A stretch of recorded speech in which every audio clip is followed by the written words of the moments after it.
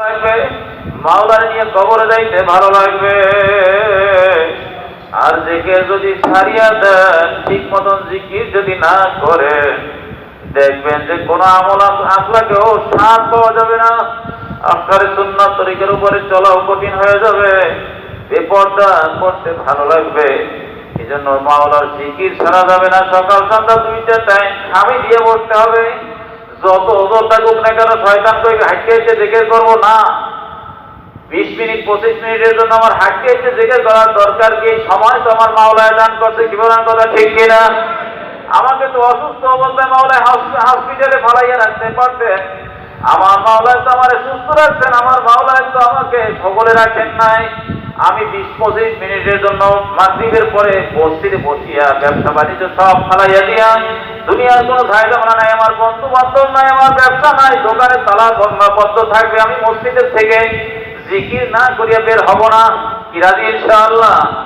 ব্যবসায় বরকত দেওয়ার মালিক কে? ধরে বলেন, কে? ধরে বলেন। এজন্য বন্ধুগণ,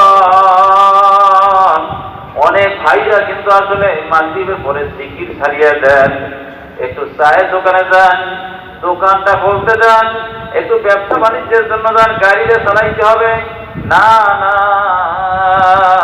লাভ দেওয়ার মালিক আল্লাহ, আমার ব্যবসা দেওয়ার মালিক আল্লাহ, আমার গাড়িতে উপার্জন বেশি দেওয়ার মালিক আল্লাহ।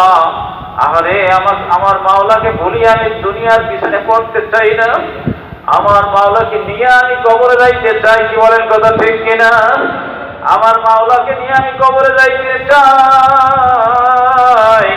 এজন্য আমার ব্যবসা বাণিজ্যতে একদিন তালা মারিয়া পড়া থাকবে, তালাবদ্ধ হইয়া থাকবে। আমার কবরে তো কেউ যাবে না।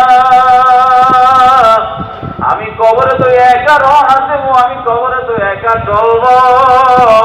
আখেরে ওই কবরের জিন্দেগিতে আমি একা কেমনে থাকবো? ওই জিন্দেগির কামাই করার জন্য আমাকে কিছু সময় তো আল্লাহর রাস্তায় ব্যয় করতেই হবে। কি বলেন কথা ঠিক কিনা?